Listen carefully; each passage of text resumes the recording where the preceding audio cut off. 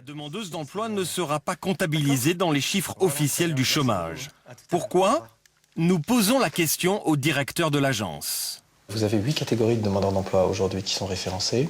Au sens du Bureau international du travail, c'est la catégorie 1 qui est prise en compte. Donc en général, on ne parle que de la catégorie 1, c'est-à-dire les demandeurs d'emploi qui sont immédiatement disponibles, qui ne sont pas en activité et qui recherchent un emploi en CDI à temps complet. Ce sont ces personnes-là, 1 800 000, 1 850 000 demandeurs d'emploi. C'est 7% des chiffres officiels. C'est les 7,2% au dernier chiffre connu en métropole. C'est le taux de chômage qui est officiel. Et qui ne reflète pas la réalité du marché du travail et de la demande d'emploi en France. Le taux de chômage tel qu'il est calculé, il est calculé sur la catégorie 1, qui ne comptabilise donc que les demandeurs d'emploi qui sont à la recherche d'un CDI à temps complet. Le chiffre officiel du chômage ne représente pas réellement le nombre total des demandeurs d'emploi. Voilà ce que le directeur a du mal à reconnaître. Pourtant, c'est bien le cas. Il existe 7 autres catégories de demandeurs d'emploi qui ne sont pas prises en compte dans le calcul du taux de chômage. Depuis, Nathalie Tabac a bien effectué son stage de curriculum vitae, mais elle n'a toujours pas retrouvé d'emploi.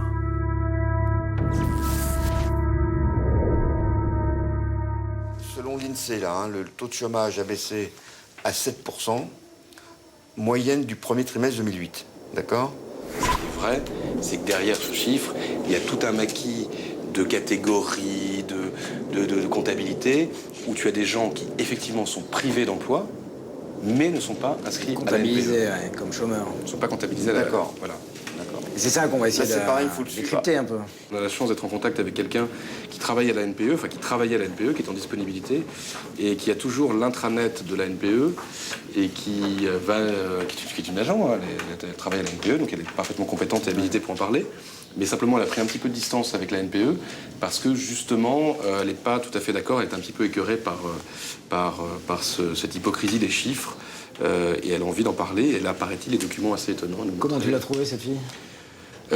Écoute, en cherchant. Direction Carcassonne, dans le sud de la France. Depuis quelques années, Fabienne Brutus est devenue la bête noire de la NPE. Elle en connaît tous les rouages pour y avoir longtemps travaillé. Document à l'appui, elle n'a de cesse de dénoncer l'hypocrisie des chiffres officiels. Quand on prend toutes les catégories, les RMistes, la précarité, le temps partiel subi, on est quasiment à 19% de la population. 19%. Là j'ai un document, par exemple, qui nous dit population INSEE, on est toujours aux alentours de 62 millions.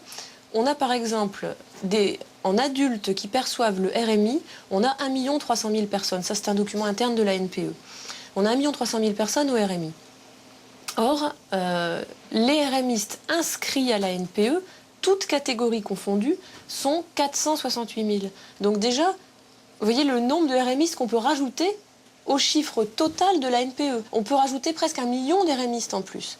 Donc, je veux dire, sans chercher loin, sans être spécialement doué en mathématiques, on arrive quand même très très rapidement à, je vous dis, presque 19% de la population qui est soit au chômage, soit RMiste, qui est privé d'un emploi décent.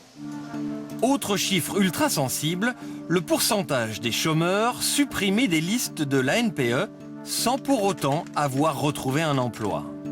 Là, on a ici un document, par exemple, qui est intéressant, un document interne au cadre de la NPE. Et lors d'un séminaire, où on se raconte à quel point tout va bien, à quel point tout va aller encore mieux. Et c'est écrit noir sur blanc. Les sorties des bénéficiaires du RMI et de la SS qui sont inscrits à la NPE. Bon, là, il se trouve que c'est en langue de Roussillon. Motif des sorties, reprise d'emploi 22%, absence à contrôle 49,1%. Ce qui veut dire que quand même, dans un cas sur deux, quand quelqu'un sort de la liste des demandeurs d'emploi, c'est pour absence à contrôle.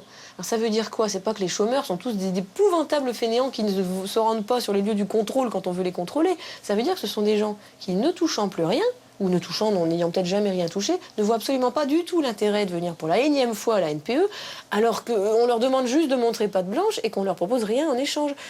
Absence à contrôle, 49,1% comme motif des sorties. Ça, c'est quand même, ça fait un peu étonnant, quoi. Et ça fait baisser le chômage. Et ça fait carrément baisser le chômage, bien sûr, oui. C'est pour ce genre de pratique que Fabienne Brutus a demandé d'être mise en disponibilité. elle ne compte pas revenir travailler à la NPE.